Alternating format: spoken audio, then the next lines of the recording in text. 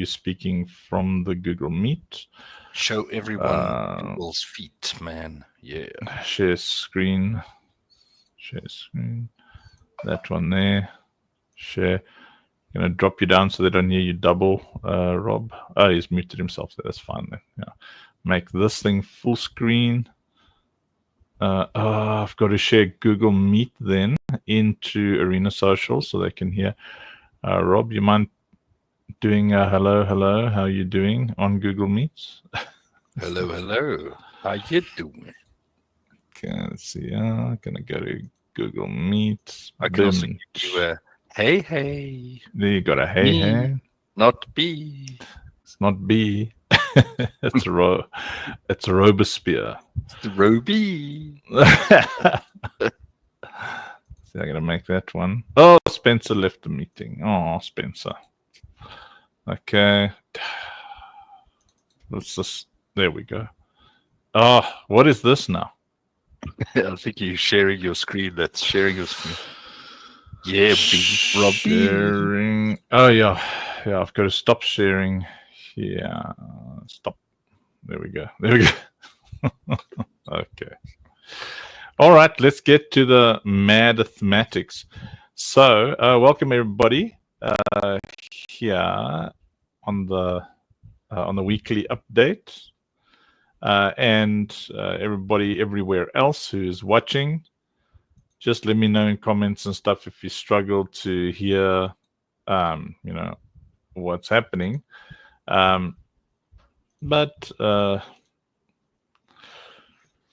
okay, sorry, what do I want to do? Oh yeah, I've got to. There's a lot of things you have to thingy the thingies. Has anybody noticed this? Like all the thingies that require thingying to, get thingies thingily.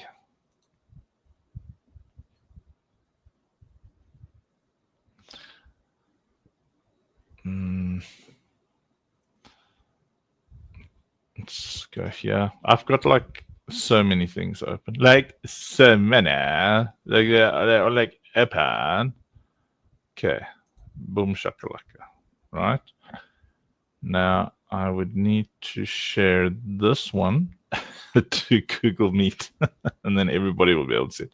Hundreds of tabs, like all of the tabs that ever tabbed. Okay, share this tab instead.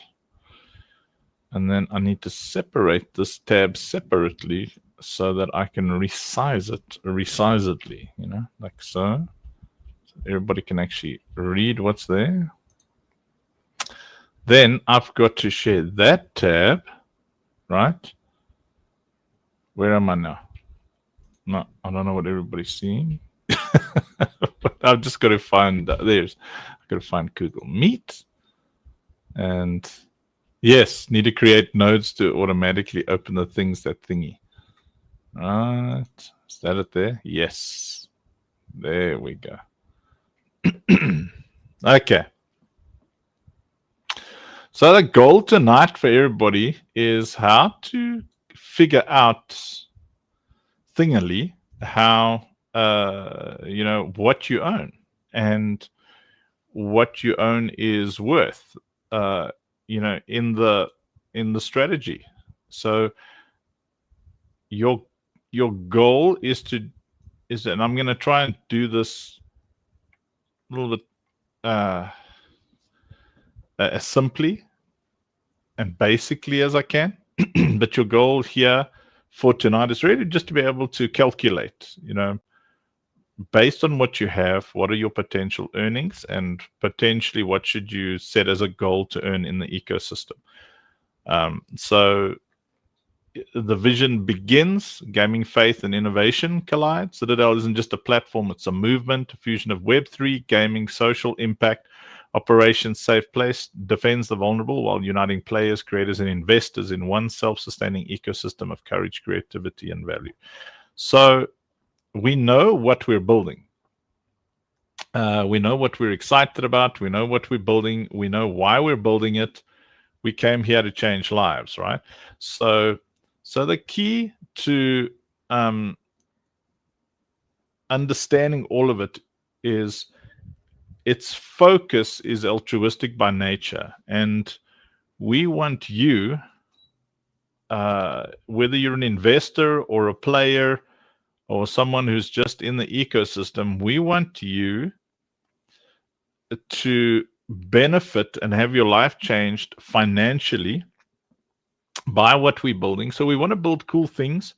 We want to have an incredible community. We want all of that. All of that has the purpose of driving the utility and demand towards you having your life changed financially, because we know that if we change your life financially, then as a community, as a gaming ecosystem, more people will come, because your testimony will bring a lot more people to the yard, and when more people come, because there's fun, there's community, there's abundance, those things, it's why people from all over the world want to move to America. Like, so politics aside, all that kind of thing, for me, financially, I'd say it's easier to live in South Africa than it is to live in the United States. But you've got more of a chance of succeeding financially in the United States than you do in South Africa. That was until now, because the internet is extremely powerful, and Web3 rips borders apart. What is it that separates nations? What is the border for? The purpose of a border is to separate ideologies. 1 second, please. Hey, naughty? No. Okay. So a border, any country. It's like, you got Canada and you got the United States of America, and to the rest of the world, you guys all sound the same. You all when you talk, you got the R's and you got the things. But there's a border there to separate the ideological belief system that drives that nation, the ethics, the morals, the views on religion and politics and war and whatever it is. There's a border there, and that internal ideology is what drives prosperity, or it drives freedom, or whatever it is. Now, most countries on earth don't have the principles that drive and support freedom. They don't celebrate free market economies, and nations that don't drive, support, and bolster free market economies, those nations always end up failing. So people will then move to nations where there are free market economies, where there's a rule of law. People, when we've built mega clans, we're very strict. We've got a lot of rules. And, we do it in real life as well. We build communities, very strict, a lot of rules. You can't just do what you like, say what you like. And then people say, you're restricting freedom, yet they want to be there. They want to be in our communities because they find that there's freedom and joy and fun. And they often do not realize that the reason that fun and joy and prosperity is there is because it's secure, and you can't just do what you like and say what you like, because that's our house, our rules, right? So if we create the safe place with the Citadel as a business model, are you keeping up?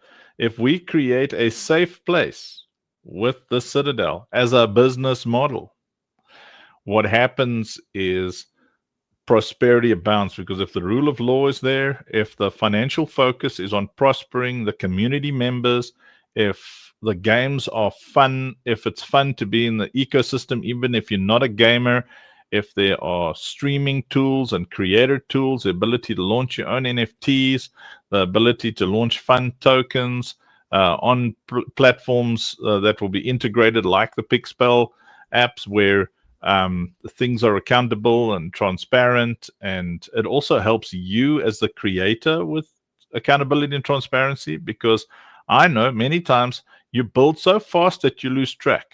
You've got sources of money coming in and people coming in, and you lose track and stuff falls apart. So you need the tools, the people, the things to help you build. Now, the vision is to create that borderless nation.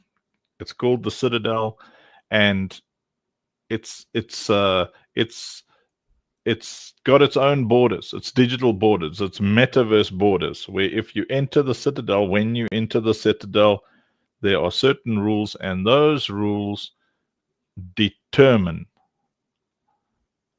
and produce the factors and the atmosphere that drives community abundance, and those things are applied to psychological environments. Now I say it over and over, and psychological factors. Sorry. Now I say it over and over and over again. We do not believe. Well, I certainly do not believe, and I think in large part a lot of our team, in Web3 ecosystems that lack utility and demand. If they don't understand basic principles of sustainable business, then what they will do is they will fake numbers, they will fake utility, and they'll fake demand. So we got to work hard to make sure that we don't fake the numbers, that we don't fake utility, and we don't fake demand. So here's the problem. Billions are spent, players own nothing. Traditional gaming economies generate over $200 billion annually. Yet 0% of that value belongs to the players or early supporters. The Citadel reverses that equation by letting the community, not corporations, hold the keys to every world we build. So that's you. So the numbers that we share are not huge numbers in relation to what's happening out there. If we had to release Operation Safe Place Defense on Steam traditionally and work hard, and it's just 4 or 5 of us at the top, we would make our money. We'd each make $1 or $2 million, and problem solved. But that's not our vision. We're altruists, and so when you see big numbers, don't freak out. The numbers are big. Don't think this is too good to be true. The numbers in Web3 and in gaming, they are big numbers. Right, Citadel solution, unified Web3 gameverse that rewards belief, creativity, and play. So every token and item within Citadel works across multiple games. OSP, only believe, and beyond. This shared economy fuels infinite replayability, real value, and authentic social impact. Right? So here's the investor ladder. So this is what you can work out. Now, there's different ways to hold tokens. You can buy packs and get a particular worth of tokens. But if you are clever enough, or you were able to somehow get yourself a seat, this is how you work it out. So you got in early with if you got a game seat, so it's an OSP seat or a only believe seat or whatever other game is made. That means you're going to get 0.1% of the game net. So the game itself is going to make profit potentially.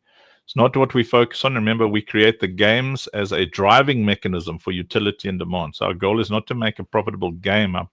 Our goal is to make a profitable ecosystem that drives utility and demand for the assets in the games. So the purpose of the games is to drive that player-to-player marketplace. Right. So if you get in early, you earn 0.1% of the OSP game net and 125,000 CTL tokens. So you've bought them at 0.008 at the pre-sale value. Citadel seat, if you got one of those, 2.5K, you now own 0.1% of the Citadel platform and 312,000 tokens. And if you've got a Vanguard Vision seat, it's $16,000. There's only 11 of those, so you really want to work towards those as fast as you can. And we are working hard to get this ecosystem up so that you can earn from the ecosystem to level yourself up.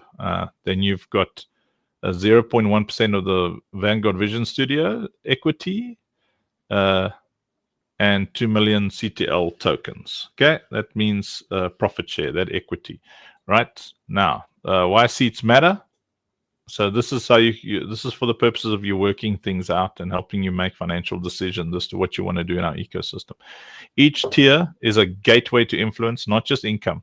Every seat scales your ownership from one game to the entire platform to every title Citadel and its partners ever launch. Your climb through the ladder mirrors the rise of the entire ecosystem. So you want to climb. Now we're working on a solution. Rafiki or Gerard is working on a suggested solution on how people can start their journey at like, $100 or so, $50 or $100. The reason that we stayed at $1,000 is purely administrative.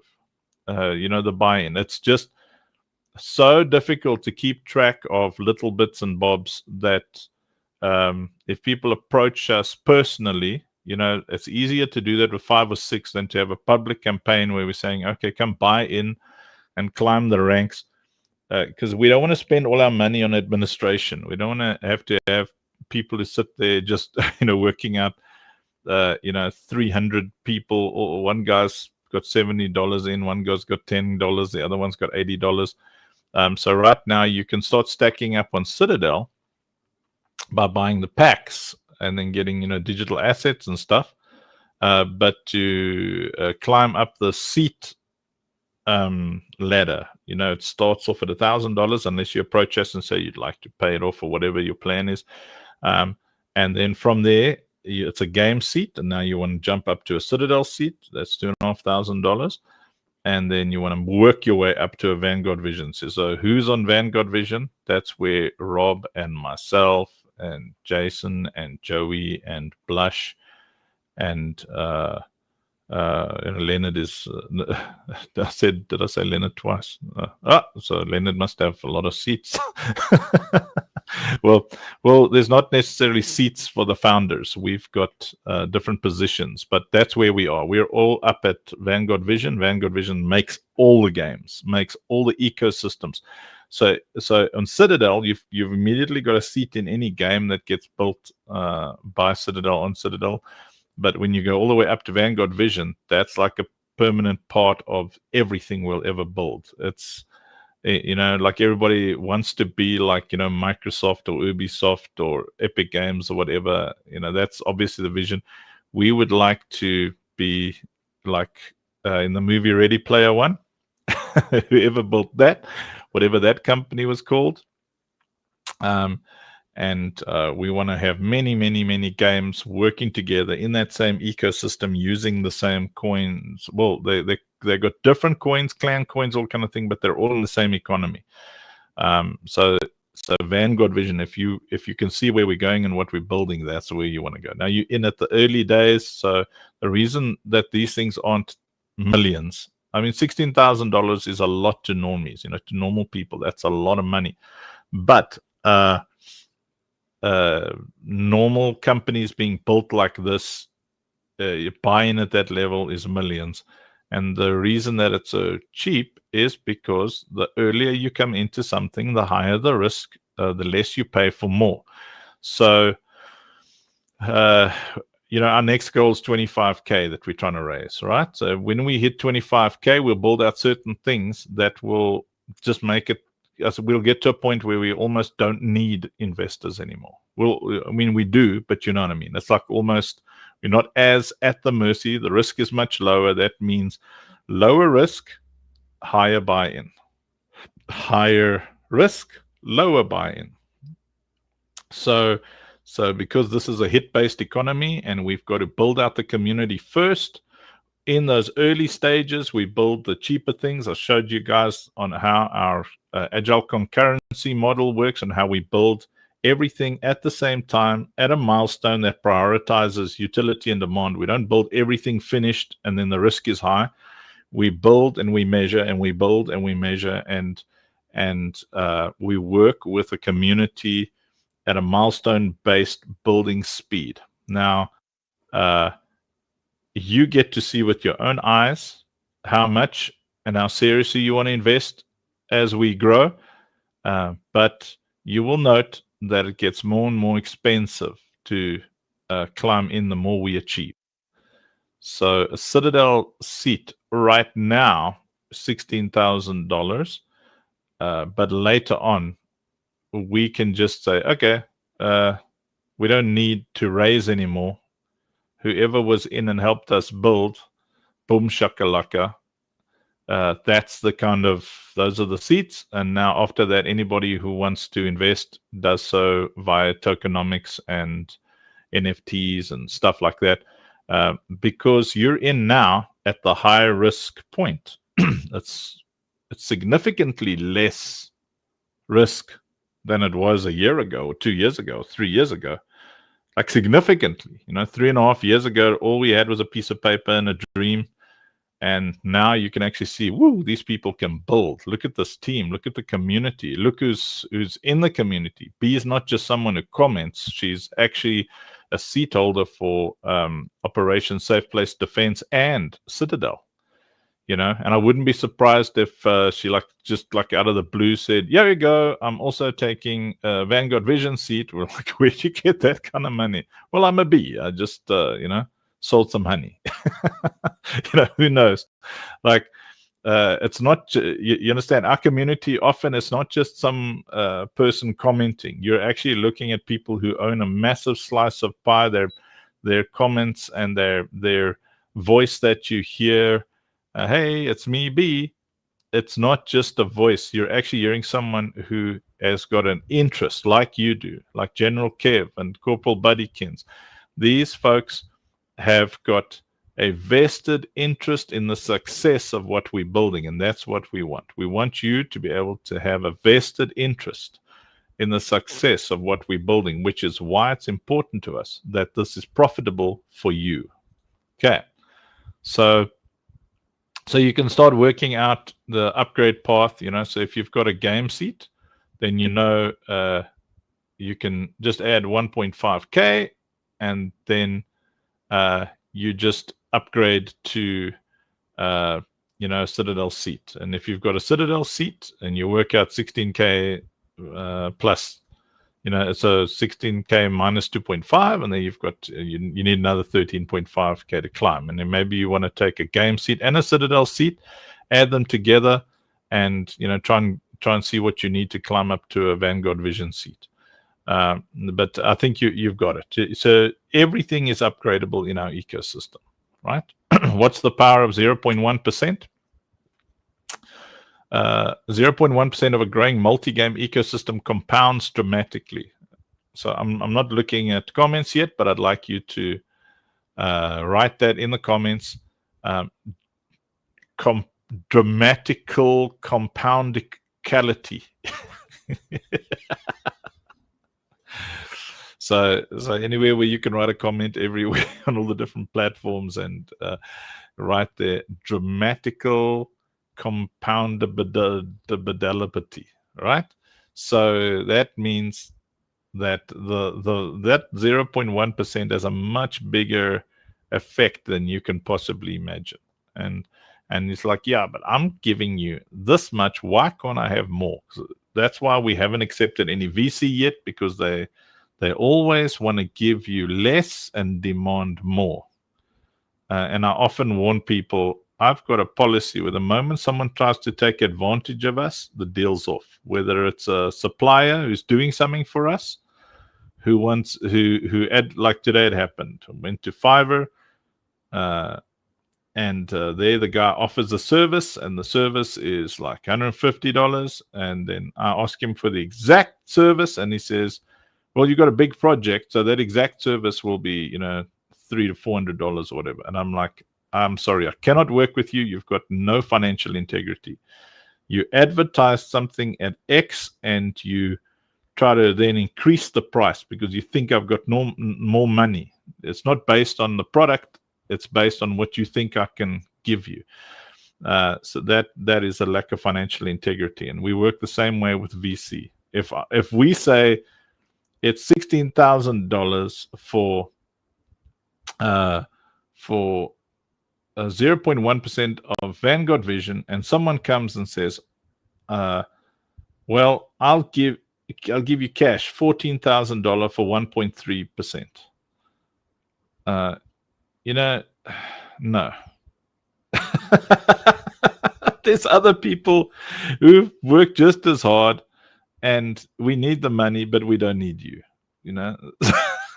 because we're not going to do that to people. What it says to me is that you're going to take advantage of our community, that you're more business minded, so we don't mind if you come and you say, listen, I want to take that seat, but because I'm in early, could we do something else as well? You know, could I increase a position over there, or could I do something over here, or because I feel like the risk is higher, could we talk? We can talk about that. But the moment we see you're trying to manipulate us and you're dangerous to the rest of the community, that you actually don't care about the community, you only care about yourself, we really just don't want you in our ecosystem. So it's important to us that you understand that this is a lot already. It's a lot. Like what we're offering here is unprecedented in terms of, you're not just getting 0.1% of the equity, you're also getting your financial worth in investment in Citadel pre-sale tokens. You're also getting that equivalency in very, very high value NFTs. It's like incredible. So it's something to be excited about, and not to like think, oh, it's only 0. It's massive, and I'm going to show you that now. So as OSP reaches 500K players and Citadel's marketplace drives billions in NFT volume, even a fraction of ownership becomes life-changing. So that's the goal. So we've built this thing out so that at 5,000 players, it's profitable. Truthfully, probably at about 2,000 players, but let's say, we're just thinking in terms of what would be like, in bad case scenarios where there's a bear and people can't spend a lot of money, but they like playing the game. So then a safe bet there's 5,000 players, and then it becomes profitable for all the investors. But at 500,000 players, it changes your life completely. And that's our kind of medium goal. So our minimum goal is to have 5,000 players, and then there's a journey from 5,000 to 500K. So your first hard work as a community is to go from 5,000 to 50. From 50, you can go to 1 million quick sticks. But if we hit 500,000, it's incredible. There's just like, compound. It's this dramatical compoundability where things are just easier and easier. The more money you've got and the more community you've got, because you can afford marketing, you can afford referral campaigns, you can afford more content, you can afford more gaming modes, you can just do so much more when you've got money, and that means more eyes, more experiences, more word of mouth. Like from 0 to 100 players is more difficult than from 100 players to 1,000 players. From 100 players to 1,000 players is not easy, but it's a lot easier than from 0 to 100. And from 5,000 to 50,000 is like lemon squeezy compared to 0 to 100, and we are about to go past the 0 to 100. We're when we launch our little mobile, then we'll hit 1,000, 2,000 easy peasy, and then that has to be converted into community. And then the next thing from there is you try and get to like 2,000 to 5,000 players who where they are. You've got their email addresses. You've got stuff happening for them. They're involved. And then your goal is to get to 50,000. When you get to 50,000, well, that's like life-changing. 50,000 players is, and you're going to see now. Okay. So this is now from 1,000 to 500,000 players as an OSP ecosystem. See, this is our net profit as the game. That's just OSP. This isn't Citadel. These people are using Citadel, but they're using it for Operation Safe Place. So what you're looking at here is if we have 1,000 players, then okay, so how did we work out a $10 average? That is the average across all gaming sectors. If you jump onto GPT or Gemini or jump onto Google, and you can see what the kind of standard is, what if you average it out. Some people are going to spend nothing every month, but some people are going to spend 1,000 or 2,000 or 3,000, or some people spend huge money. They got almost unlimited budget. So if one guy spends $1,000 on his kids or himself or herself playing the game, They just averaged it out to that $10 mark for like 100 other players, if that makes sense. So they generally work it out like that, and it's much higher on mobile. So we're going to be on PC and on mobile and on browser. After a while, we'll be on consoles, on fridges, on TV, everywhere using the same NFT ecosystems. So the net profit as a company is pretty low at 1,000 players. Can you see? That's why our focus is not net. Look at that. You go at 500,000 players spending an average of $10 a month. That's 5 million gross. So that's coming in. So what does gross profit mean? It's all the money that comes in that we pay bills and production, and it's the money that we spend to make it happen. Now, what a lot of companies do is they pump that gross profit, those profit margins. They fudge those numbers. They spend more on things, and that brings down the net profit. The net profit is after all expenses, liabilities, everything. After all your expenses are paid, what's left over is net profit. So, at our model, where we've got like a kind of an average 60% net profit margin, it's just not our model. This over here for us is just traditional old school, and you don't really make money as a company there. You make money as a company there because that's where the individuals and you can just crank up your salaries, and that's usually where people make their money, and they buy properties for themselves. They do it all in this gross margin. So net profit of $3 million at 500,000 players. You say, oh, $3 million. That's so little for 500,000 players, man. And that's why, shareholders get the peanuts. It's this horrible trickle down economics instead of community-based economics. I mean, look at that. We make $10,000, like $6,000. That net is what gets kind of divided amongst, in that, usually in your shareholder pool, which is usually like 25% of or 10% of. So you'll end up with peanuts in your pocket on a normal net profit model, right? I hope everyone's keeping up. I'm trying not to be too complicated, but I'm just saying, this is, the bakery made a bit of money and you make a bit of money, but that's not what we're after. We want something called marketplace velocity. So we want billions in player-to-player trade. So does it sound a lot? Okay, 100 million NFTs. So 100 million NFTs, you think that's a lot? We'll show you why it's not in a moment. $25 average value with a little 5% fee. That's at our current NFT values are they average out at about $25 on the play-to-play marketplace. So you're looking at 125 million in annualized marketplace fees of 100 million NFTs. And I'm going to show you now why it's not a lot of NFTs. So Citadel retains 60%. It's about 75 million flowing through there. So all platform seat holders share the upside. So you've got a little piece of that pie, of that value. But again, those numbers are massive, but it's not really our model.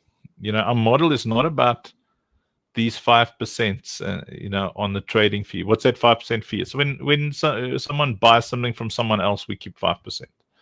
So if you sell an NFT for $100 to somebody, we're going to get $5 as the ecosystem. That's our kind of business model that traditional investors are interested in, and it excites them. But that's not where you're going to make your big money. That's so like Web 2 1980s stock market vibes there. So yes, tokenomics, Citadel at the core. One currency, endless motion. So CTL is the backbone of the Citadel economy. It's used for property, prestigious infusions, upgrades, marketplace trade. Seat holders get in at 0.008. So when we TGE, this deal goes off the table. And you ride the wave of growth across all worlds. So this is what you're after. You see, all the other stuff is backstops.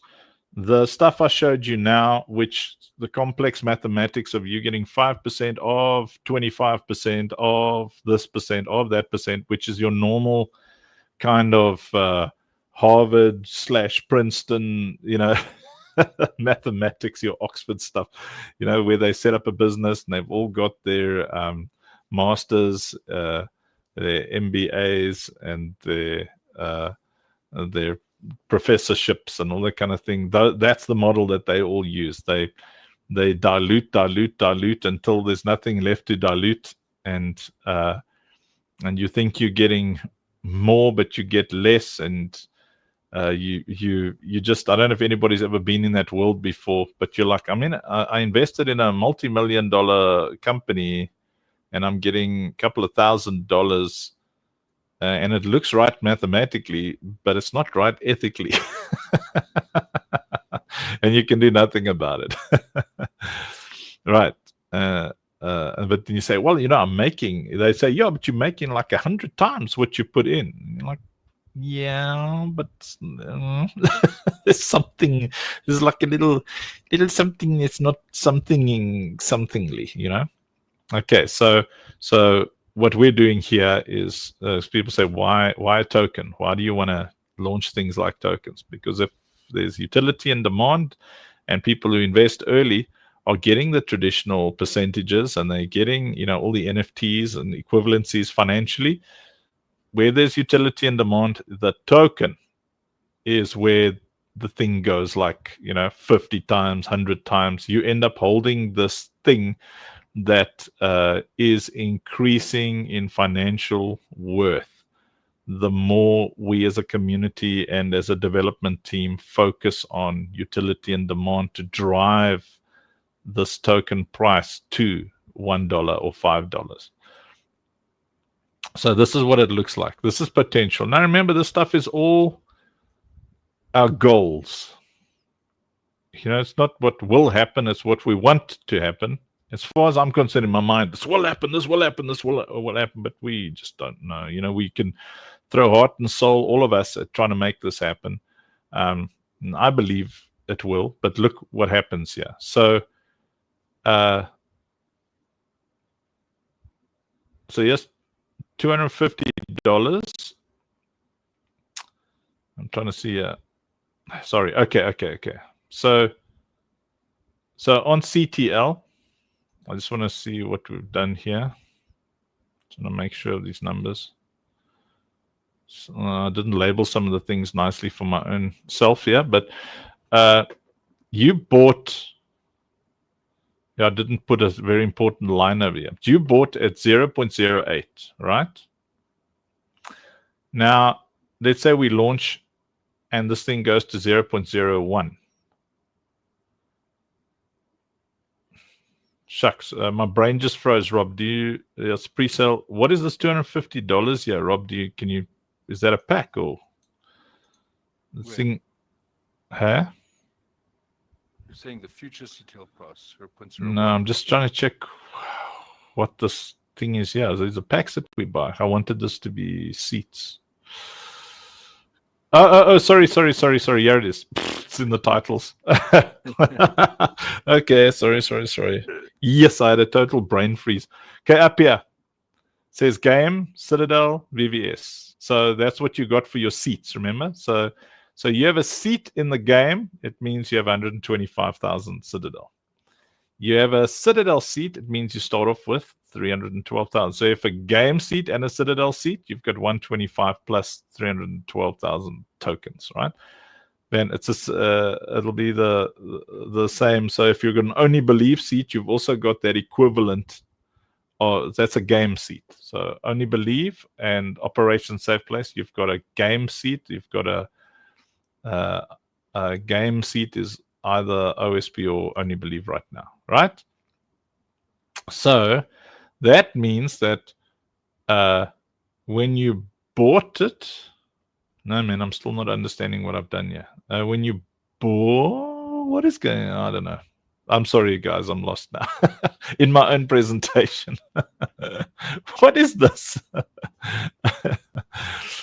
So I think what yeah, you were trying to work out here is it was based on the future price. So if the price is because pre-sales what 0.008.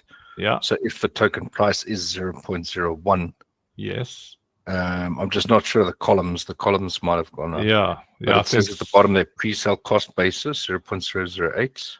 that's supposed to be on the Totals amount of people. seats. Yeah, Just so got a portfolio value. let's go here. I think this is the one. Okay. Oh, yeah. So thank you. Yeah. So you bought that game seat at $1,000, so it doesn't make sense to me mathematically though. So if you, and this is exactly what I wanted to show the community, and then this damn AI just decides to. Okay. So does this make right? You. Oh yes, it does. It does. Because 0.008. It's only gone up by like 0.002 to 1. Okay, sorry, everybody. Okay. So if you bought your game seat, you paid $1,000 for it.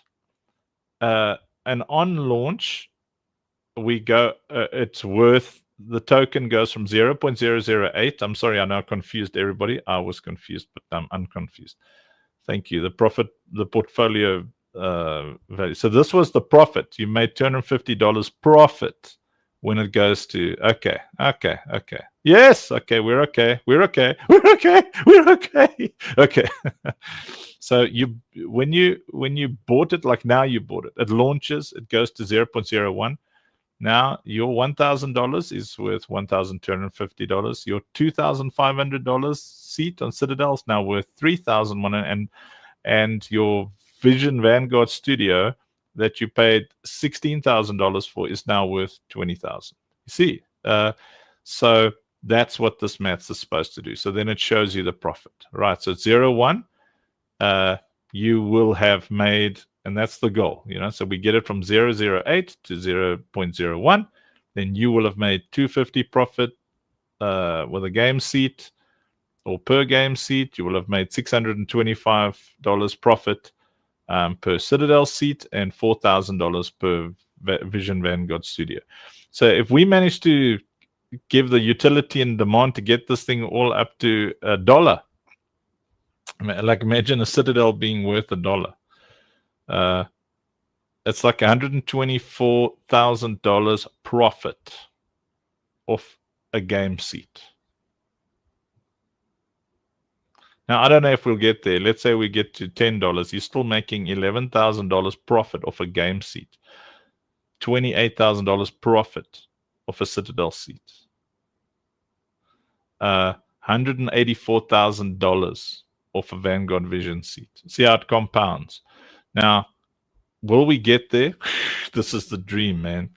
Can we get it to $1 to $5? That is why utility demand. That's why we're making so many games that use the same NFTs on so many platforms, so that player-to-player marketplace is pumping. Because what are we using? What are you using to buy from each other? Citadel. Can you buy from each other with anything else? No. People need to buy Citadel to buy from each other. So you can determine the dollar value of what you're selling. You can say, okay, this thing that I'm selling, this NFT that I'm selling on the marketplace, I want it to be worth $1 or $10, and then it'll adjust it to the Citadel value. But you're still buying it with Citadel, which means Citadel is utility and demand. People need to buy Citadel to use it. So they're buying it, they're trading, there's volume occurring. And that's what will drive the price up. So think, if we get it up to 10 cents, someone who invested in the game and now is able to, you never know, you might be able to grab 2 Citadel seats, 3 Citadel seats. You never know. You just withdraw it and can do cool things. But I've got a feeling that people will start staking. We're going to have insane staking mechanics to try and help people with tax, because when you start earning big money, your country's going to fight with you about tax, and we've sitting down working out many ways for you to earn this way, earn your profits and your dividends and whatever it is in such a way that it is legal in your country, and that when you receive the money, it is in a way that makes it a lot less punitive. So we're working on all sorts of things, like potentially having universities in the different countries so that everybody in our ecosystem can be in a campus, an international campus, and those withdrawals are kind of like stipend student fees where people start registering their properties into kind of campus-like entities. We're just thinking about many ways for the financial abundance to be community focused, so you can start literal physical communities in the different countries where you live, and that means that your payouts go towards expenses, which helps you a lot when it comes to tax. Because I don't know if anybody of you, like in the UK, if B has to draw $10,000, she'll probably pay around about $6,000 in tax because it's a dividend and there's capital gains involved. So in the UK, probably close to $6,000 tax on a $10,000 withdrawal. So we'll help you all. We'll really do everything in our power to be as helpful as we can across all the countries. Like in the United States and America, legally, if they view a NFT or crypto withdrawal the same way that they do securities. But you can also make a donation. So if you've got community living and campus focused strategies, you can see your money go a lot further with a lot less punitive tax implications. But anyway, I hope everybody is learning as we go. There's a lot you need to know when it comes to earning money, keeping money, and multiplying money. So you want to get to know the financial ecosystem. Consider this like school. Like really study what we're doing. Have deep conversations with us. Ask us the difficult questions that drive us to come up with practical solutions. Really get stuck into your financial future, because you want to build legacy, you want to build community, you want to be involved, and you want to make sure that this thing has got legs. And if you see things while we're building that you think, oh, this would be an awesome idea to increase the financial or the economic efficacy, how we're going to just make it better for the community to walk in abundance. If you see things, say things, like, suggest things, like think, okay, is this possible? Don't expect it to be applied and done immediately, because it's very difficult. Someone else's idea requires someone else's effort or your effort. And right now we're on borderline burning out, but we do want the ideas. We do want the thoughts. We want the questions, because it goes into the back of your mind and you think about it and then you come up with answers. Someone asked about the tax implications, and I was like, good Lord, yeah. Some countries, you'll be like, woo, I earned $10,000 profit off one game seat. Imagine the damage. Who wants to pay? You buy a $16,000 seat that you probably had to take a loan against your house for, and now you get a payout of, let's say you get like $100,000 in profit, you're going to pay $60,000 to your government. The level of depression involved over there would just be absolutely insane. All right, but so we'll make this available. So that's the worth of your portfolio. But really, you want to work out your profit. And so you want to hold as much Citadel as possible, but you also want to be part of the interior. That's why those seats are so important. A Citadel seat immediately gives you a game seat in any game that gets made. But it also lets you see. You're seeing inside. You see the engine inside, and you can contribute and think and see things in advance. You can know what's going to be released. Start making investment decisions months in advance, because you're part of that ecosystem. You're part of the planning. You're thinking, okay, I got $100,000 profit here. I've paid off all my debt. Cars paid, house is paid. I put something aside, for my family that's not to be touched. I've got some money to invest. Let's check in the Citadel ecosystem where I think there'll be most future profitability, and let me help accelerate that thing. That's how you build a community-based business. And so you're like, okay, or I just believe. I believe in the non-profit. I want to send Mavis and Kat and Jack and Christy and the team over there. I want to send them $100,000, no questions asked, just to help them build what they're building. You'll be able to plan and do things like that. $1,000, $10,000, whatever it is. Right. So here's our demand engine. It's the infusion system. This is part of why we're trying to just raise this 25K, because we're on the last half of building a lot of the things that are going to drive this demand. It's very challenging to bootstrap, build, work with community funding with a small community. It's a small growing community. We're doing great, and you are all doing amazing the way you're sacrificing to help build this. But like the infusion system, Rob, we need another 3K. And then this is done. 3 or 4K. Yeah. Close to 4, but 3 to 4. Yeah. So let's say 4K. And 3 to 4K. Done. I mean, that could be, someone left some change in their sofa. It could be. Yeah. We never know. Corporal Buddykins gonna steal one of Kev's camels, sell that. You just never know.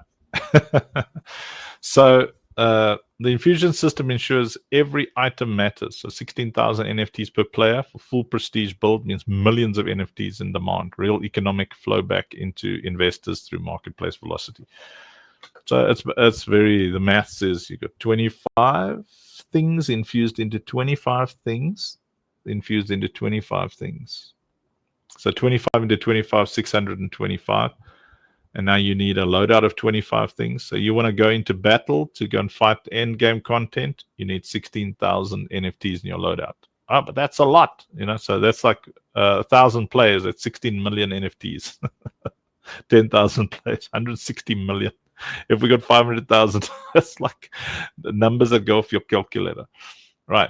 So if WoW and Destiny had NFTs. Players in those titles burn through tens of thousands of items yearly. Citadel simply tokenizes that existing behavior. We're not like inventing some new psychological behavior where people are now suddenly getting more inventory items because it's got financial worth. All we're doing is saying, as gamers, we've played there, and you earn things. You get a little thing here in your inventory, and you get a thing there, and you get a thing there, and we realize, geez, there's thousands of these things. So in a year, it's tens of thousands of items.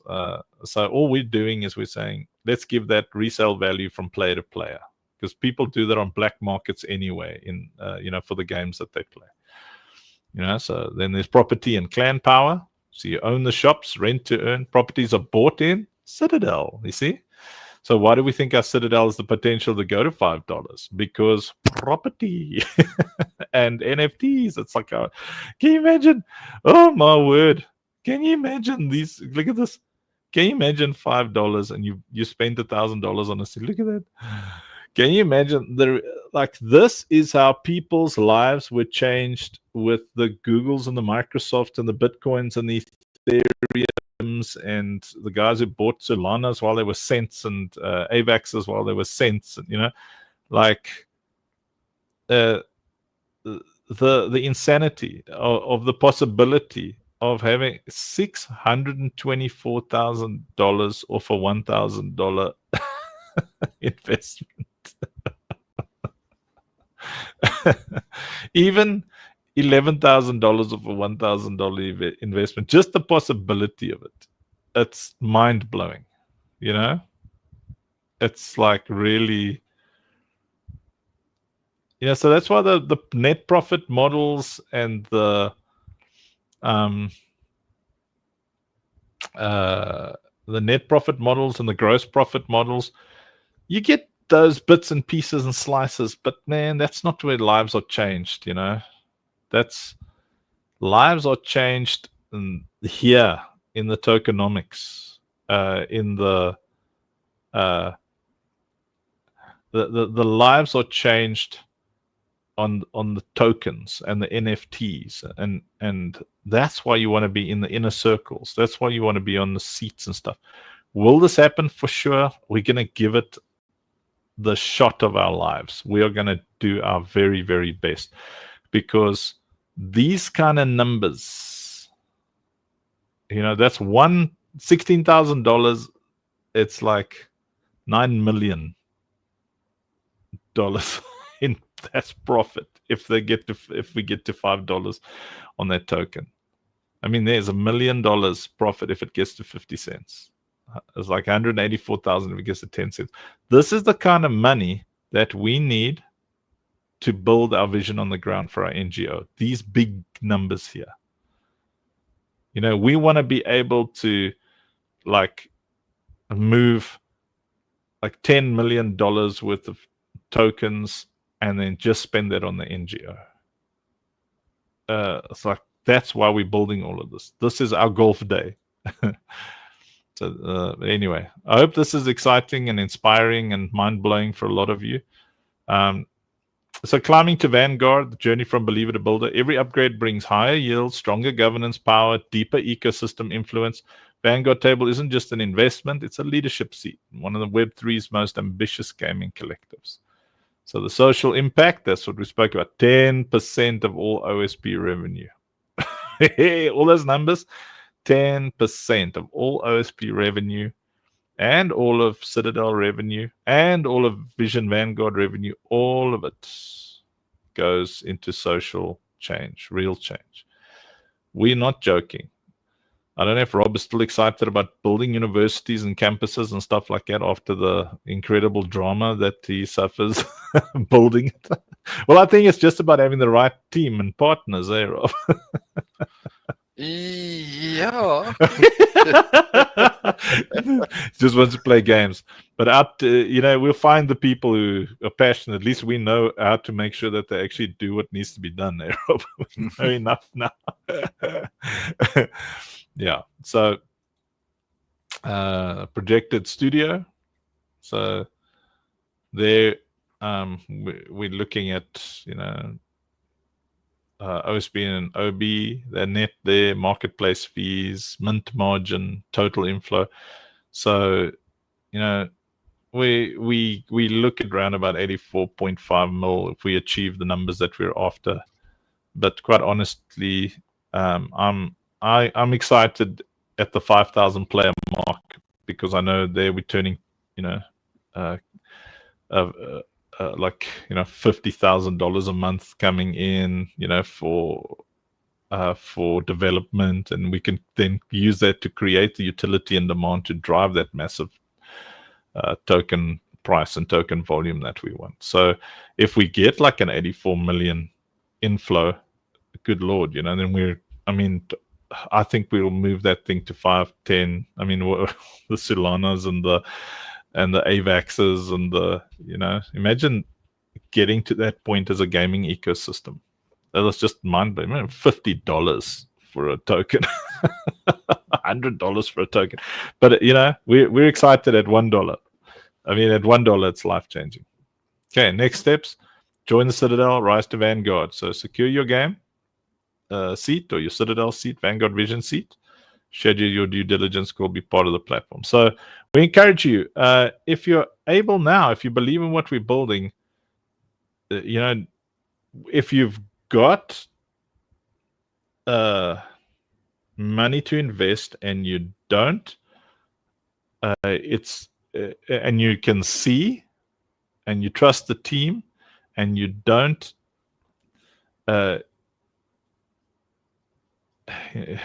hindsight is regret, So, but you might say, look at all the idiots that invested in that thing and they only made a little bit of profit. I don't know. You'll have to use your belief, your own sense of vision, to determine, how, at what level you invest.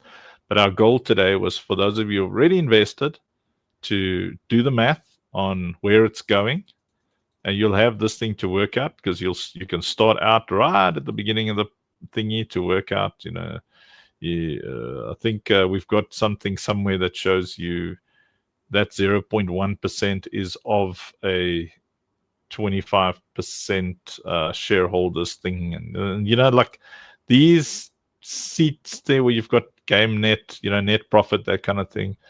That's goodish money, but where the real money is in us making sure that we're building, we're cranking up that player growth across many games using the same NFTs and getting to a place where there's like incredible utility and value for the token itself, because that is what's going to drive the demand.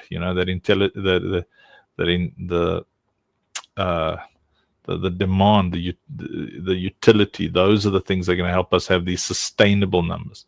You can have an initial jump where it can go to like 10 cents, 50 cents, $1. We've seen that with other ecosystems, but they always dump. And then they'll go up and then they'll go down. And we'll definitely be in a casino, but we want to get to a place where the casino is bouncing around these $5 to $10 marks. And that really is about making sure that there are plenty of games built that use the NFTs, and that we're getting to these kind of numbers, 1,000 to 500,000 players, where the Citadel token has got the utility. So this $3 million net that we're making off, transactions, and we're making off selling things to the players is nothing compared to the player-to-player utility on the Citadel token. And that's why we're using a token. That's why we're going the token route, because if we want you as the community to prosper, we've got to build something that is available to the community. And what's available to community, the easiest, most transparent, and most community-driven level is NFTs and tokens. Great. Whew. Happy to answer questions.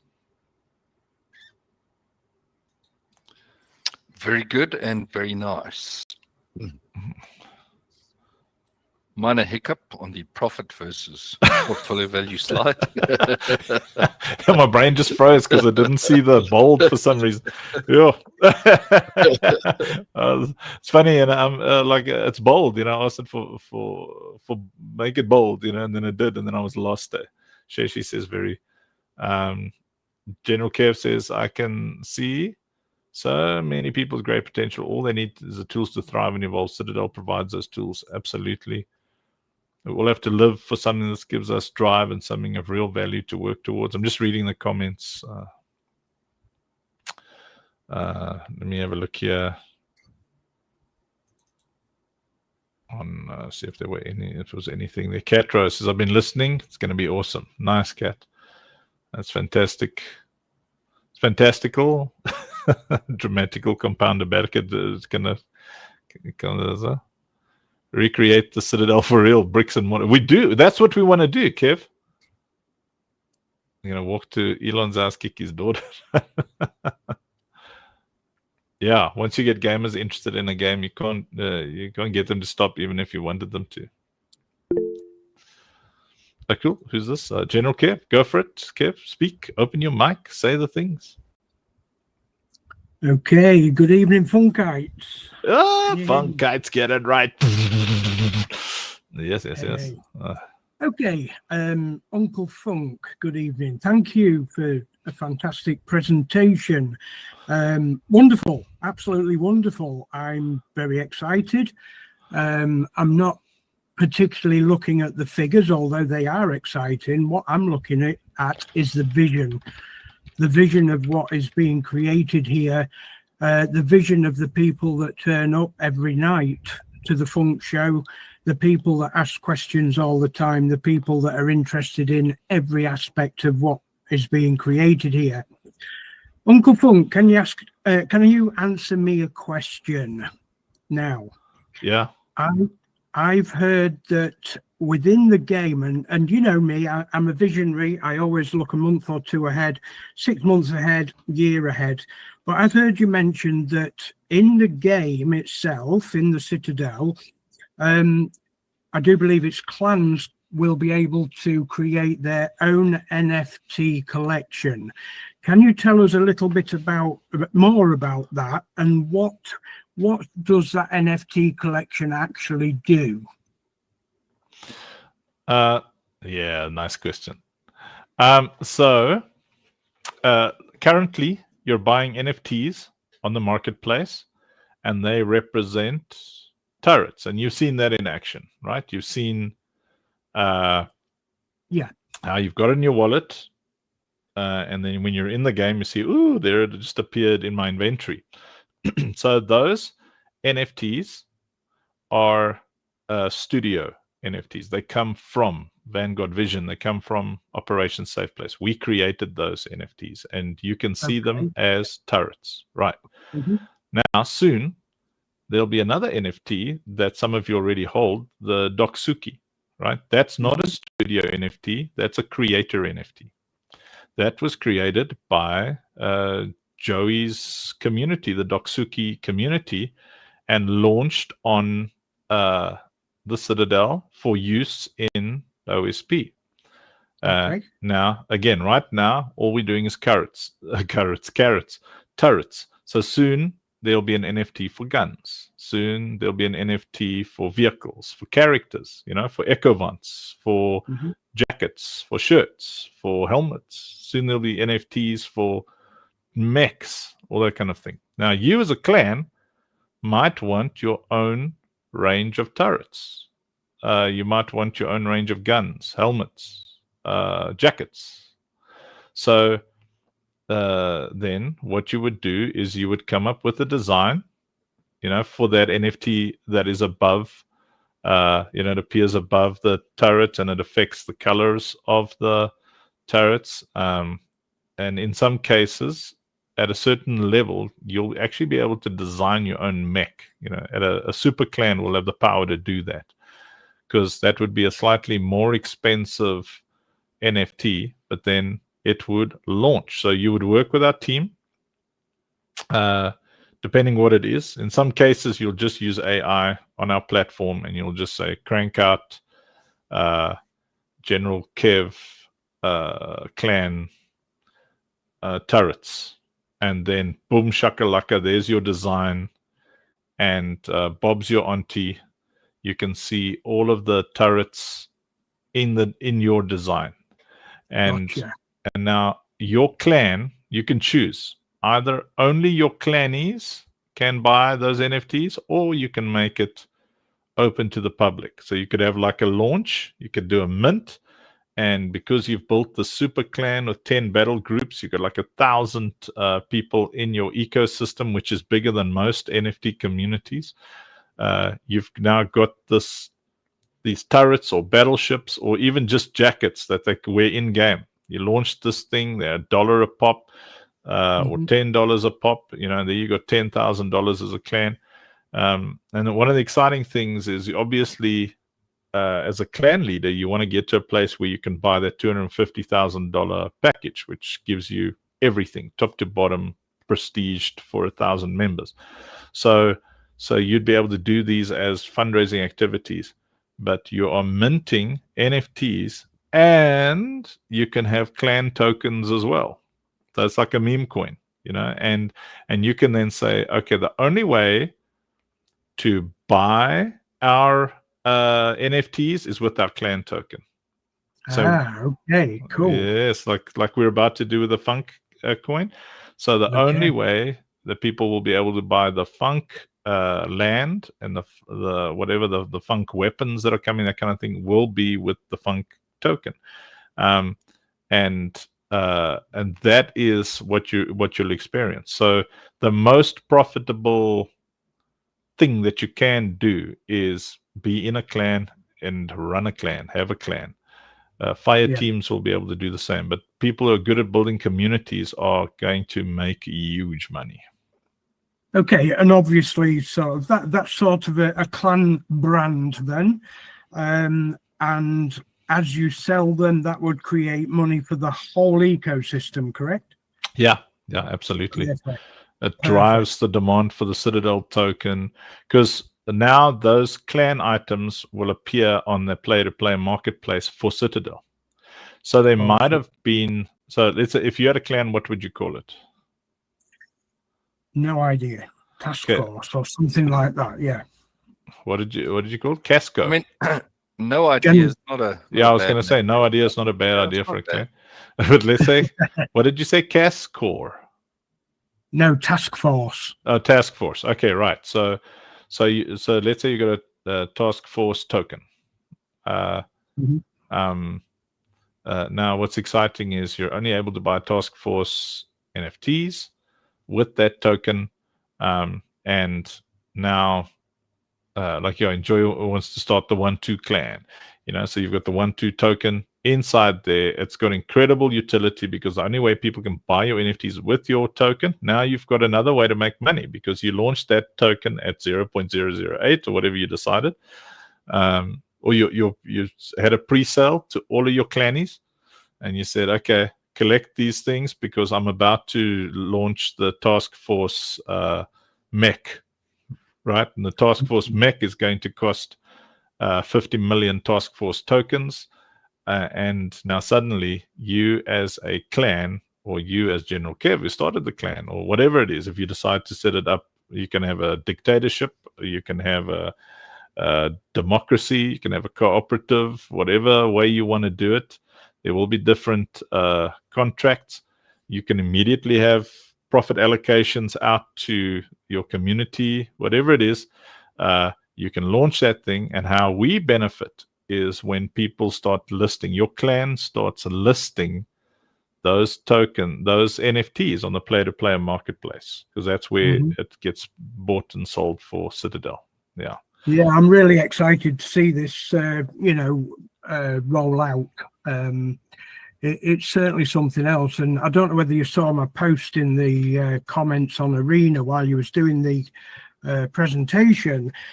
I think you'd be quite surprised at how many people will join purely for the metaverse experience and the virtual land ownership. Because what I've experienced over the past 6 to 8 months is when people are looking for virtual land ownership, there is very little in utility in other projects. There's very little reason for people to buy land in those other projects. There's nothing driving the rarity of them, for instance, whereas this has got that perfect model, even if you're not really a gamer like myself. I mean, you've readjusted me. My brain has changed. I'm back into that gaming mode a little bit now. I wasn't before. Excuse me. Excuse me a minute. Yeah, frogs. Yeah, drink some water, cough loudly. No, my chest is playing up, and I've got blooming migraines and everything. Wow. But no, I used the game years ago, and then I went out of it. I found it boring, repetitive, too time consuming, with no result to it. But when I looked at this, and when I got interested in what this was all about and looked at the game, I thought, well, I'll have a go, and now I can't wait for map 2 to come out. I'm stoked. I'm really psyched up for that. I'm ready to get that gaming pad, kicking smoke off, and obviously I'll be doing some little demo videos and such like to encourage some of my friends to pop along. So yeah, really excited about it, Funk. Thank you for everything you're doing, and Rob and everybody behind the scenes that is working so hard. Thank you. Man, this is all I've wanted to do my entire life. I know Rob, I think when there's money, Rob will enjoy it more. But I think, hey Rob, still loving it. I guess so. I guess so. Yeah, man, we are. I tell you, listen. If you've got hundreds and you want to work towards these seats, just reach out to us. We are burning money to get to that first phase of utility and demand. The pressure is like, I'm like, Well, can I yeah. just give an example of how I've done it? Because I'll be honest, when I came on board, I just bought some Funk tokens. Simple as that, because I didn't understand the platform. As I grew with the platform and got more involved with the community and such like, we started looking at a seat. And you were very, very kindly at the time helped us along the line. I don't know whether you can do that now or not, but you allowed us to take half a seat just to get us our first foot on the ladder to working up towards that. And like I say, that was a great help to us, a fantastic help to us, because we just simply couldn't afford it at the time. We wanted to get on board, but we simply couldn't afford to. Where are we now? I've got a Citadel seat. Corporal Buddykins has got a OSP seat. We've got numerous Funk tokens. We've both got enough for a shop. This is not broke our bank, guys. This is the point of why I've wanted to speak about this. We started with just Funk tokens. We didn't believe that we could make that evolved investment, if you like. As you build your own portfolio, you've got to view it in a different light. You've got to look at it with the vision for your future rather than, oh my God, I can't afford 16K. It's as simple as that, Have I got my target on that 16K? Maybe. It is a long haul. It really is. But if I've made it from 2,000 Funk, I think was my first purchase, Funk tokens. If I've made it from 2,000 Funk tokens to what I've just explained, what my portfolio is now, there's nothing saying that I won't reach that Vision Vanguard seat. Well, I mean, if we look at this picture over here, there's so Buddykins has a game seat, and you have a Citadel seat. If we jump from 0.08 to 10 cents, oh my! That's right. Like I say, I try not to look too much at the figures. Nobody can ignore the fact of what's happened over the last 5 years, but we try to ignore that altogether. When we're looking at a completely new, and like I say, we're looking at OSP and Citadel, we're looking at integrating Web3 into it. And I've said this in our last call, Uncle Funk, what you're doing for Web3 is outstanding. This is what Web3 should be about. Real utility. Well, it's about time. Without the rubbish that we saw, we wouldn't have come up with these answers. I think because, myself, Rob, Jason, we are extreme problem solvers. Yes. Like the more problems you've got, the easier it is to come up with the perfect solution. That's right. Yeah, so we wouldn't have had this model if we built in the crazy days, before we got here. This model that we have is a response to what we have seen. So if we didn't see other people fail, and because a lot of them didn't come up with these kind of models because it wasn't needed. There was just such crazy casino money that people didn't. So we have sat down and made a concerted effort to say, okay, well, how do we move that token price? Because the token, man, how important is a token, and why should we work so hard on its utility, on its demand, on its inherent value? Why should we work so hard to move that compound effect? Because it's like a country having its own currency. Like we're a country, and we are able to. Okay, this was I had a great conversation with someone, because this is like a Web 2 person who was explaining to me what we're building, and I had such a mind-blowing revelation. The guy said, listen, the best way you can live is to either earn pounds, euros, or dollars, and live in a country where those euros, pounds, dollars go a lot further. So you've got a lot better quality of life with that money. So you experienced Morocco. You saw like the difference in the life you could lead there with the same money that you have in the UK. So for instance, like, you know, spending what's rent on a like an entry level 1-bedroom apartment in Finchley? Well, when we came back from Agadir, I did mention that a 3-story building with, I think there was about 8-10 bedrooms in that building, you're looking at 400,000 UK pound, which is absolutely nothing compared to what it would cost here in the UK. Yeah. Now, take that effect and apply it from a token to the UK with the same mentality. It's like the token goes up in price, and then it exchanges back to like a pound, and it just goes so much further.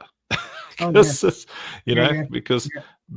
the work involved, you got so much control. You can actually, we're not like at the mercy of these external factors that we are in our countries, where, you know, like 1 rand is almost 20 rand for 1 pound.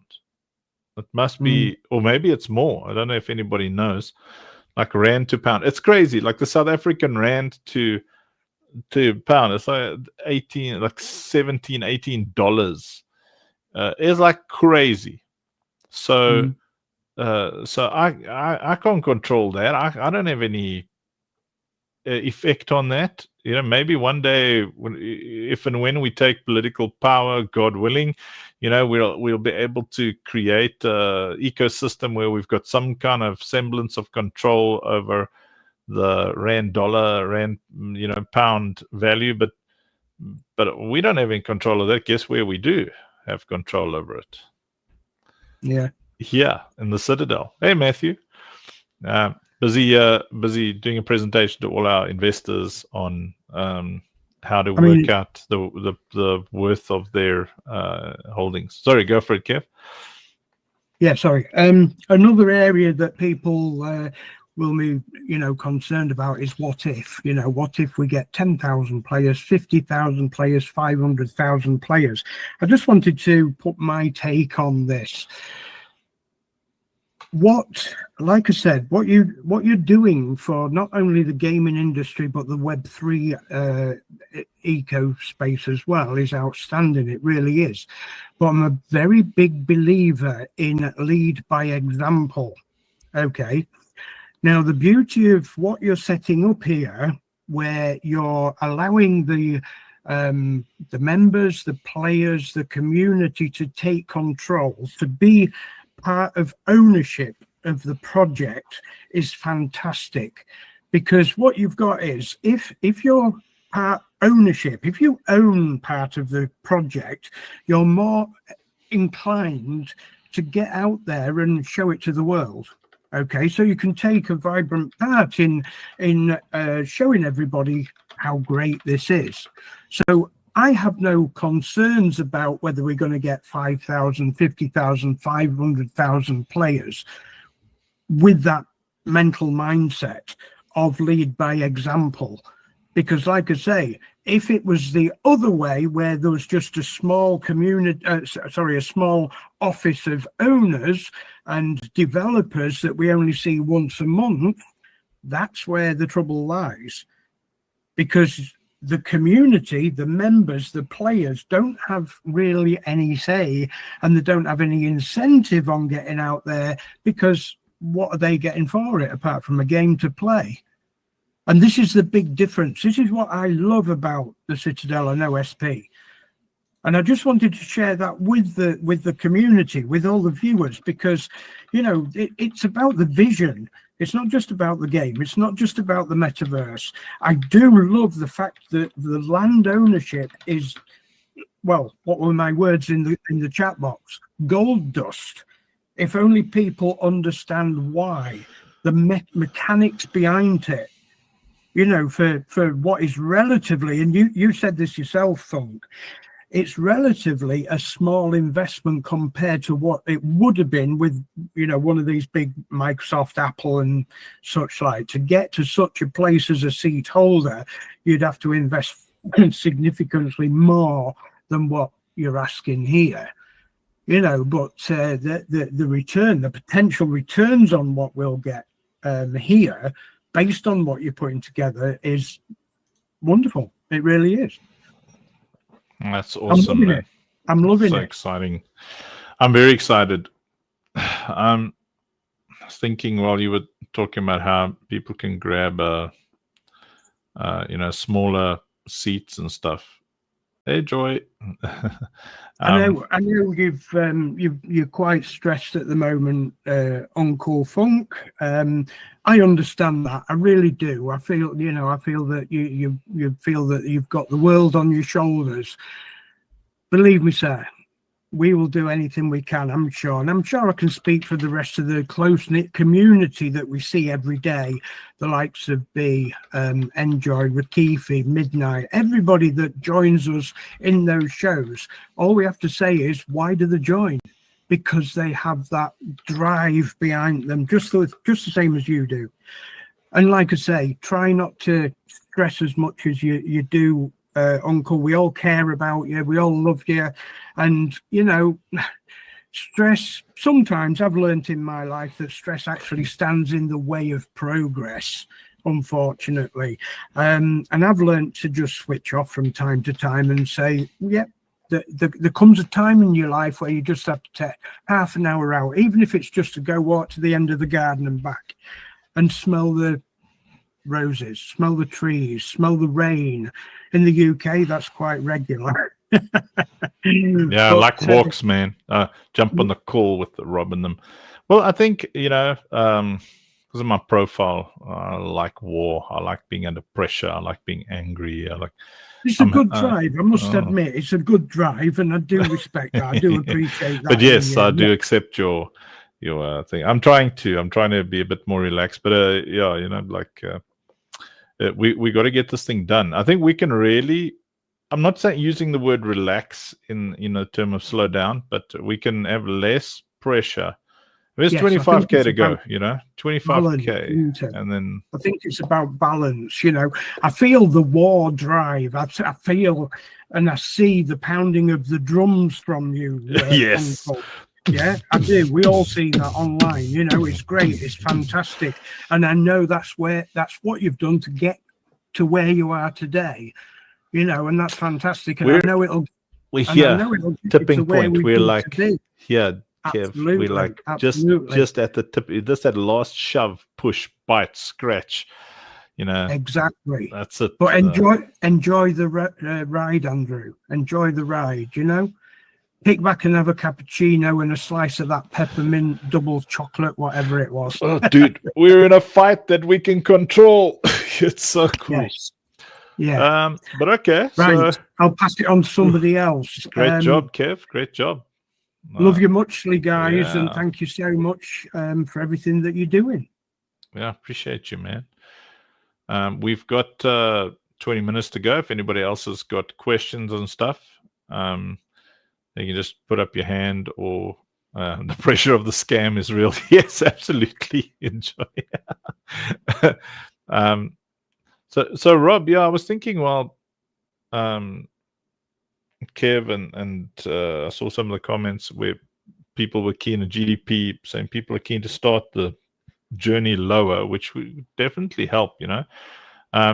How do we effectively, we would have to have a document of some sort there, Rob, for people to come in and start their journey at like $100 or $50, you know, up to those seats. Yeah, I think People in the past and currently, like, depends on the half seat or the seat, and they say, okay, they'll do it over, a couple of tranches. I mean, we can definitely one-on-one with those individuals that are interested. Yeah, just reach out. If you want to start the journey and you don't have like $1,000, like we're in that position now where I think we've got a bit more admin, and it helps us a lot. 100 here, 500 there, 200. It's just bumps it a bit. This, we can pay that. Like the average dev, or kind of medium level hardworking person, because the higher levels, I'm not saying it's fun, but we can sacrifice a lot more. But people who are working every single day, those people, you're looking at like $1,000 for a month, or $1,500 for a month, like 350 for a week. So when you come in and you like, okay, I can pay 350 towards a seat next week or next month, I'll do it again or whatever, like that 350 actually helps us pay for another dev. Now you're like, oh, why do you guys move in such small steps or whatever? We don't want a vulture capitalist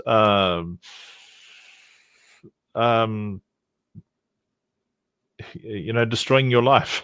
Honestly, for us, absolute prize A is total community ownership, like total, like on the TGE, on these packs, on the seats, like absolute and total, like no vulture capital, no corporations involved, none of that. We'd love this thing to be owned by the community. That means community angels.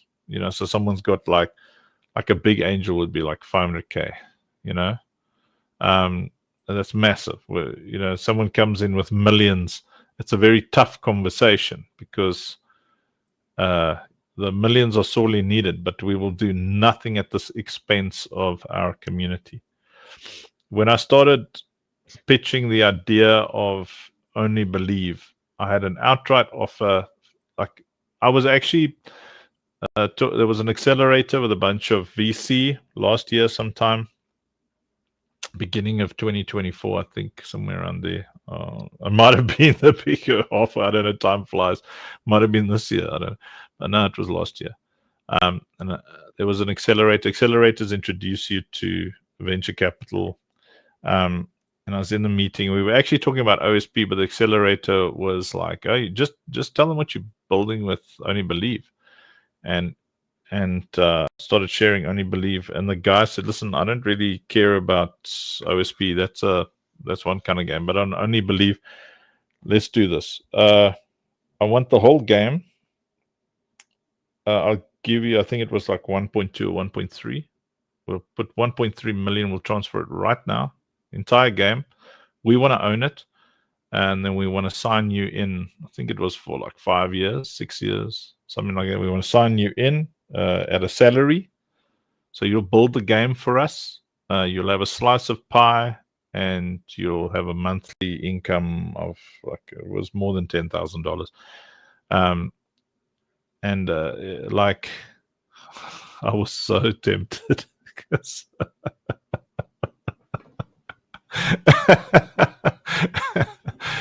that would have paid off a lot of the land for the NGOs. One shot, you can carry a lot of NGO for 100 for 10.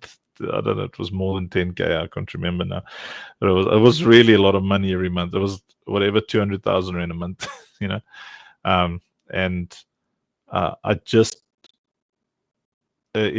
I felt in that moment like, I've had dreams where I see the devil, and then he's never a dude with horns. It's a guy in a suit.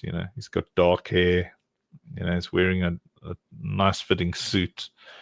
And he's always got a suitcase of cash with him. And I felt like that in that moment. I felt like, I'm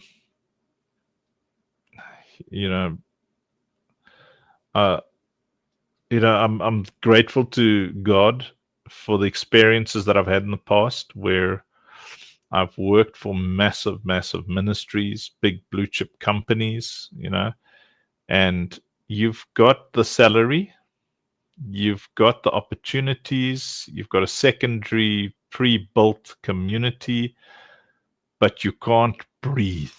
You've got the money and the power and the fame, but you can't breathe, you know, like you're in this narcissistic world with narcissistic people, and they are vampires. The blood is being leached out of your soul. So that plus, you know, I'm a master life coach, so I don't do it anymore, but I used to work with people where they had to give a minimum of $10,000 a month to the NGO, and then I would be on a call with them every single day, and very powerful, rich, wealthy people all over the world, you know, giving donations, doing whatever. And they have got so much money, but they're so broken. They're so, you know, and I'm thankful that I've been through all of that, because I was able to make a very calculated decision. I'd had serious job offers before that, you know, as a creative director for, it was like a startup gaming studio in Canada. Well, it was actually a marketing company that just landed a retainer with a startup gaming studio that landed a bunch of millions. That was about 9 years ago. I just, you know, made my covenant here, and they offered me, it was like $12K a month there, dollars. And so that all prepared me, you know, for that moment, you know, like more than $1 million outright buy for the Only Believe game. And I was able to just make this decision right there and say, you know what, we can build this thing with just community if we have to. There's no outright nothing. Nobody's going to come in and outright anything. No big company's going to come in here. Yeah, I said no very quickly, Sheshi. It was like God had just prepared me for that answer in that moment. You know, see, knew I was going to be taken up to the top of the temple and asked the ownership question. This is the thing about what we're building, and I want you all to realize what you're investing into. You own this, you know. It's yours. You determine what that token price is going to do. You've got the power to jump in and put your shoulder to the wheel. This is yours. It's we're not like looking up at some big government or some big corporation with a bunch of invisible directors and stuff. It's ours. We own it. We're pushing with pennies, but it's ours. There's nobody at the top telling us what we can and can't do, what we can and can't put in, what we can and can't take out, what we can and can't give to NGO, what we, you know, there's nothing. This is ours. We are the final say, and it's a small, powerful community. No matter how big it grows, it's going to keep feeling like a big family because you're in it. You know, being live every day. You've seen how that works. It can be like 50,000 people listening to a stream, and they'll recognize B and Kev in the comments. And you know, if you've been on major streams, you'll see it. Just always feels like a family. Everybody greets you. Everyone's happy to see you. You never become invisible in a healthy community. Amen. And that's all I got to say about that. Last 10 minutes for questions. Rob, you got any bolt-ons, add-ons? I see Jason's probably somewhere we're struggling with internet. No, I think well covered. And then, yeah, just based on the earlier question, for those that want to get involved some way or another, just reach out, you know. There's various ways to get involved, to support, start small, climb the ladder. Various ways and means. Yeah, so reach out, man. You're not coming in saying, oh, you know, I don't have a lot of money. We need you. We're grateful.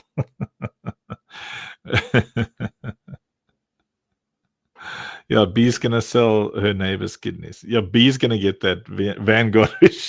Kev's like, well, I'm not sure if I'm gonna go B's like. His wings just started going.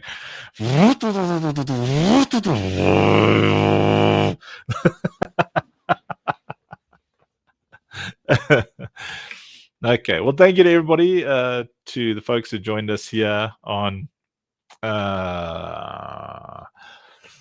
Google Meet. We appreciate you. We love you.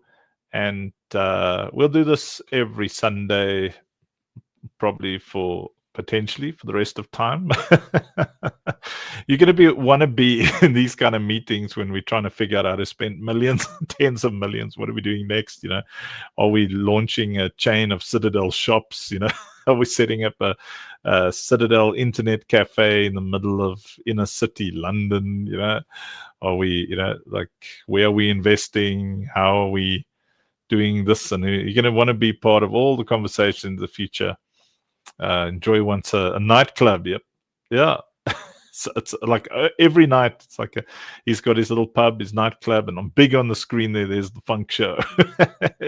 And Enjoy wants to. He's like, what? Yo, yeah, Gobby, and Enjoy one too with the Citadel nightclub. Every night tuning in.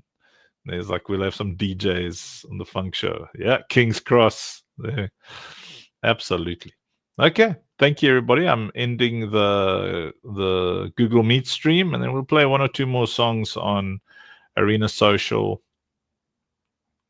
before we slip this mortal coil. But yeah, across the board, anybody who's listening, if you're able, when do we need financial help? Now, like yesterday, like now, like. So if you've got, jump in. We're listening. We're here. We're like, just reach out to the Rob. You can reach out to me and I'll connect you with the Rob. If you've got the BTCs and the Ethereums and the Berlanas and the things somewhere, we'll talk, because we've got things to do. We've got things to build. Like, this last little stretch here is exhausting, I tell you. It is. It's taking. It's not that bad, but it's taking a lot of focus. A lot of focus just to maintain it. Twisted says, I'm in an event. Is why not on Google Meet? Oh, the mighty Twisted. Do you even Twisted, bro? Appreciate everybody here on Google Meet. Love you all. See you on Arena Social. Hee hee. And the call for everyone. Doodah, doodah. That's power. I love breaking people.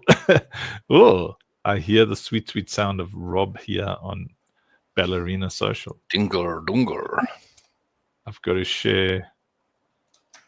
See, I wasn't even. I don't know what I was sharing to Arena Social. Sure, it was Southern, Yeah, there was a summon there. Southern there, shared.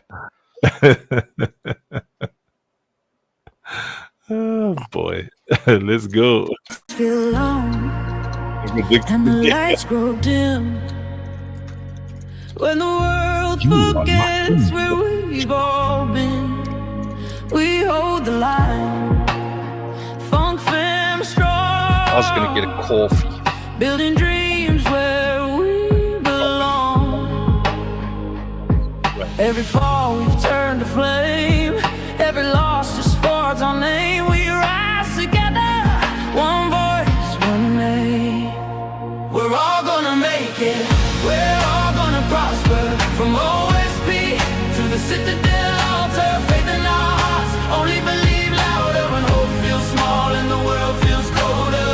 We'll stand tall, shoulder to shoulder. Funk fam, we're gonna make it, yeah. We're all gonna prosper. From the ashes of the grind we rise, turning tears to light across the skies. Citadel rings where our dreams begin. OSP defenders, we fight to win. Every heart that chose to care built a home for all to share. We rise together, we're everywhere.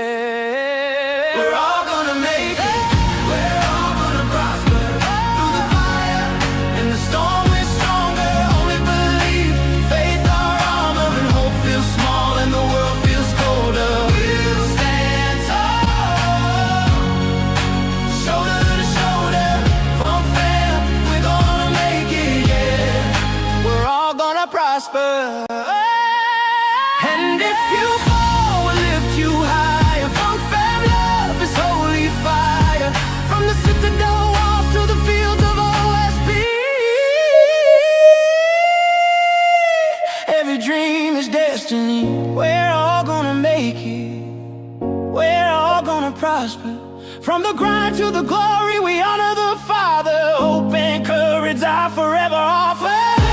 Feels gone, and the night grows longer. We'll shine on,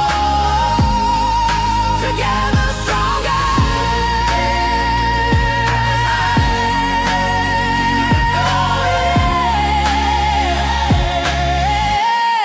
We're all gonna prosper. We're all gonna make it. Funk fam strong. We're all gonna prosper. Keep holding on. From OSB to the Citadel. Only believe our song.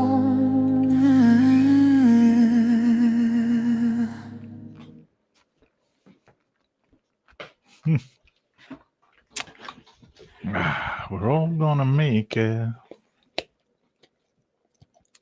All gonna prosper.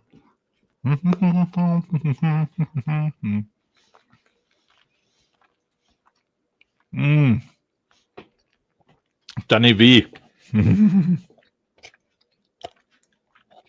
I think you've already sold Uncle Dick's kidney to be in Overcomers.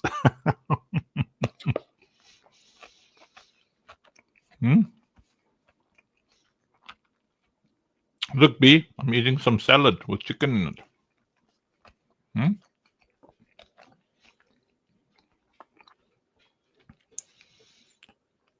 Salad is nice.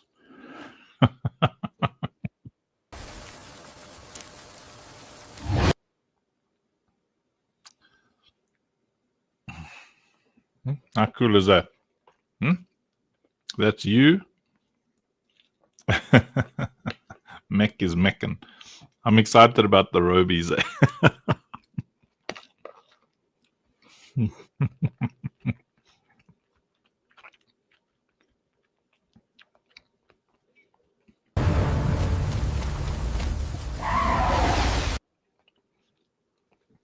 Yeah, that's what a soulbound looks like. That's you. Yeah, so you'll need, I mean, these are going to launch, but it's going to be cheap, like, because you're here first. You know, you can, it's like $1, maybe you'll be able to get all of the robies if you do this right. Because this is just for generating metrics. We're going to be 250,000 of these things. So you'll buy as many as you can, like for $1 or $2. That's cool, AB. See, there's, we don't have a lady yet, but that's kind of what you look like. You control that echo vent behind you.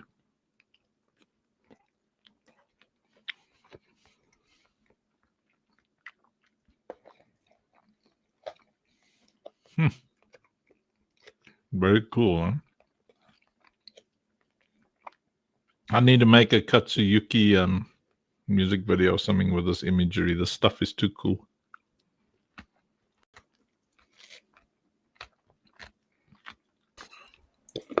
What are you eating, Andrew? Nom. But that salad that you were dissing earlier. And they're like, oh, it's a chicken salad. They're just like, it's a salad with a sprinkle of chicken. Oh, it's very nice. I've got some tomato sauce and some Tabasco in here. But the Tabasco's a bit hot there. What the hell? Tabasco used to be pleasant. Why is it so angry? Sure, you get different degrees of it, don't you? Or is it just like one thing? Well, this I particular don't one. do much more than salt, so I'd be the wrong person to. Yeah, my taste buds, man, they want things, you know. Salt is my maximum level of spice. Yeah, this is actually delicious. Good Lord. Yeah.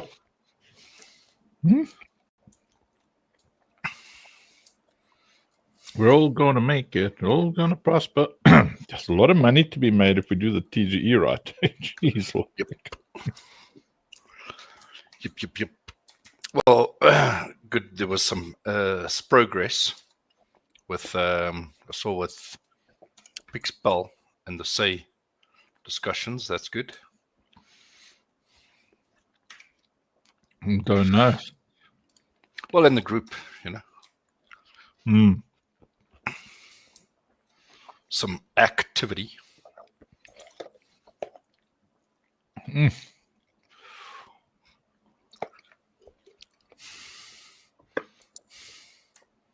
Hey, does anybody feel like watching a movie? I feel like watching one of those oldies, like Trinity or something. We'd only be able to do it on Arena Social. Like,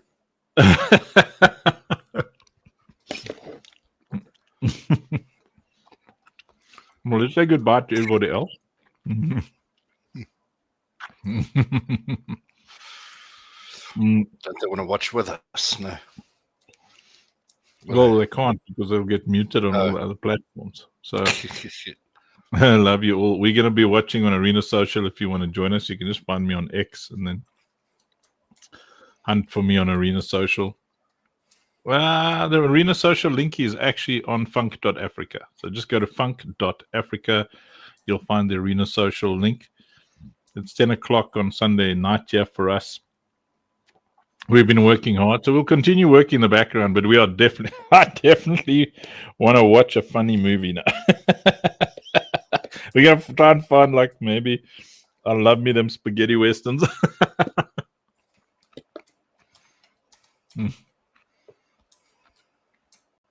Thanks, Kev. What a legend. Goodbye to all the other platforms. Toodles.